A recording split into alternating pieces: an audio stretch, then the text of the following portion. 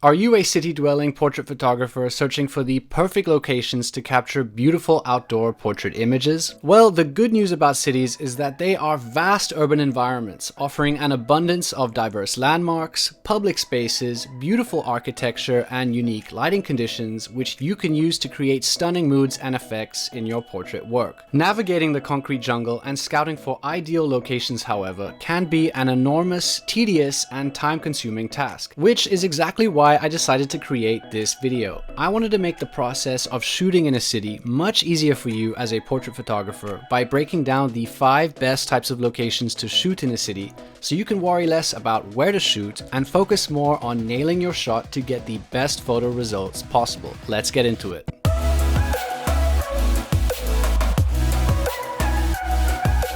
First up on our list, we have city parks and botanical gardens. In most cities, you'll find an abundance of parks, both large and small, as well as some form of botanical garden, which can be great for capturing candid and relaxed portraits with stunning compositions, harmonious color palettes, and a broad range of different lighting effects. For example, if you're shooting under the canopy of a tree, you'll be able to take advantage of shaded ambient lighting, which creates soft, diffuse shadows on your model's face and is very flattering on skin texture. Trees and flowers also create beautiful dappled lighting or dappled shade effects, whereby sunlight filters through a leafy canopy or flower bed to create awesome warm light textures and patches of light onto your model. In parks and gardens, you can also take advantage of one of my favorite lighting setups, backlighting. Sunlit backlighting portraits in environments like this can make for some dreamy, visually striking, and cinematic looking images because of the way the halo or rim light makes your model pop from the background and look more 3D. And you can even take this cinematic and 3D effect to the next level by combining it with negative fill or shadows created from nearby trees. To do this, all you need to do is position your model next to a tree and allow the leaves, trunk, or branches of the tree to absorb or block light from reflecting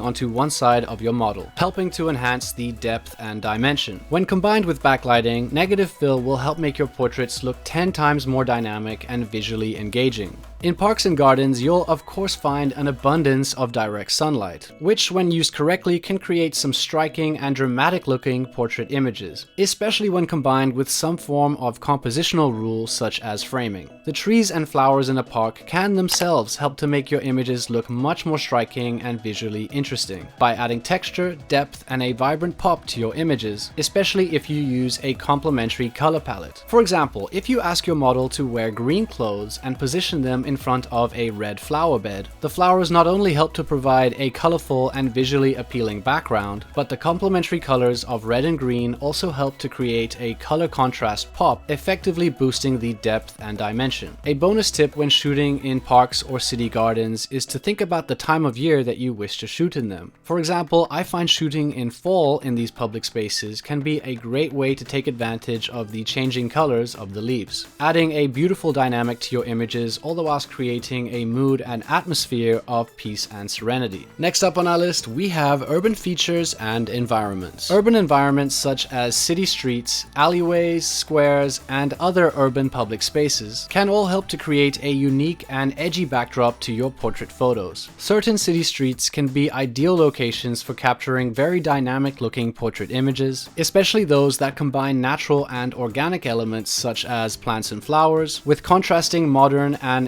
industrial elements such as metallic fences. Fences of all kinds are fantastic features to incorporate into your portrait work, not only because of the depth-enhancing negative fill that they create, but also because of their potential to create dappled light textures onto your model, an urban/industrial variation of the flowerbed dappled lighting we discussed earlier. Certain streets, depending on which part of town you're in, might contain special features which can be used to enhance your portrait composition. These include things like benches for your model to lean on, which helps to create a relaxed composition while simultaneously incorporating leading lines to draw your viewer's eye into the frame. Another useful feature of shooting in city streets are the neon street lights or city light bokeh, which can be used to add awesome light textures and visual interest to your composition. And then of course there are these special architectural features and elements that you might find in the older historic districts or affluent neighborhoods within your city, such as columns, fountains, arches, as well as beautiful trees, plants, and flowers. All of these features, when they come together, create picturesque backdrops as well as visually stunning and dynamic environments which elevate your subject in a highly flattering way. Alleyways are another great asset of urban environments, which portrait photographers can use to create stunning cinematic images with beautiful composition. This is due in part to the beautiful butterfly or paramount lighting which these urban environments naturally provide. And this is because the walls and floor in an alley act as a makeshift negative fill, which absorb or block light from reflecting onto your model. The resultant shadows created, combined with the directional lighting pouring in from above, effectively creates a stunning and three-dimensional top-down butterfly lighting setup. Not to mention the leading lines created by the walls and pavement, which help to draw in the viewer's eye into the photo and create a sense of depth and dimension. Next, we have city squares, which are fantastic locations for portrait photo shoots, as they offer an abundance of beautiful backdrops and visual interest. Features and elements within city squares that you can use as backdrops include things like fountains, statues, plants and flowers, as well as architectural elements such as grand stairways and old historic buildings with beautiful facades and elegant columns. Feel free to get creative with how you pose and position your subject. For example, you can ask your model to sit down, lean on, stand next to, or interact with different elements within this location. This will help to create more interesting and engaging compositions overall.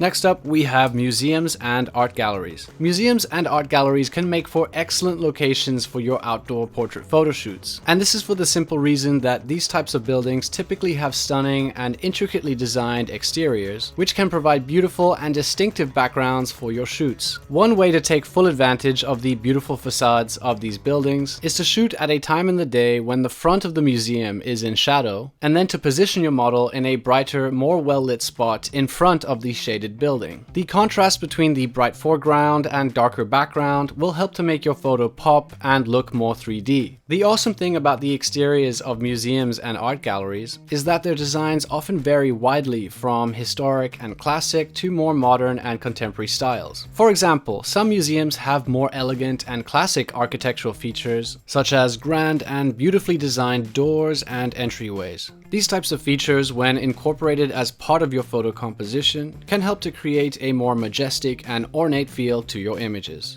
Next up, we have rooftops and other elevated views. Now, it is very common for cities to have a ton of different elevated views, such as rooftops and terraces that one can access in residential buildings, not to mention things like observatories, lookout decks, and of course bridges. These types of locations typically offer a unique and edgy bird's eye view of the city skyline, or even just elevated views of the industrial, urban setting in the surrounding area. Rooftops also provide ample lighting and the opportunity to capture an assortment of different moods by capturing your images at different times of the day, allowing one to take advantage of unique lighting conditions such as golden hour, blue hour, as well as nighttime photography filled with the surrounding city light bokeh. Number 5. Local landmarks and tourist attractions. Certain landmarks, including unique architecture, special sites, and tourist attractions in one city, as well as things like waterfronts, bays, and ports, can all serve as beautiful backdrops for your portrait photo shoots. For example, where I live in Montreal, Canada, the Old Port in Old Montreal contains a variety of different backdrops and features which are perfectly suited for portrait photo shoots, such as the Sailors Memorial Clock Tower located adjacent to the St. Lawrence River. The great thing about city sites and attractions is that they're usually already situated in beautiful and visually appealing locations, meaning that at these locations you'll typically find an abundance of different scenic backdrops, perspectives, and viewpoints from which to capture a variety of different types of images. Another example of a landmark that I used for a photo shoot location is Montreal's famous observation Ferris wheel. Now, a quick general tip to improve your photo composition when shooting at special sites or touristy hotspots in your own city is to try create a unique perspective by positioning your model in such a way so as to take advantage of one of the compositional rules, such as framing or leading lines, in addition to using the picturesque landmark as a backdrop. This will help to create a more unique and original photo, whilst avoiding the typical cliched results one might expect from shooting at popular tourist spots such as these. Now guys, while grand monuments, charming historic districts, and picturesque streets can make for some beautiful backdrops in your portrait photography, what can have an even bigger impact on the overall quality of your portrait work is the 4 portrait photography secrets that I personally use to create 10 times more professional and cinematic results in my work. So if you want to learn how I vastly improved my portrait photography using these 4 secrets, then feel free to watch the next video on screen to take your work to the next level.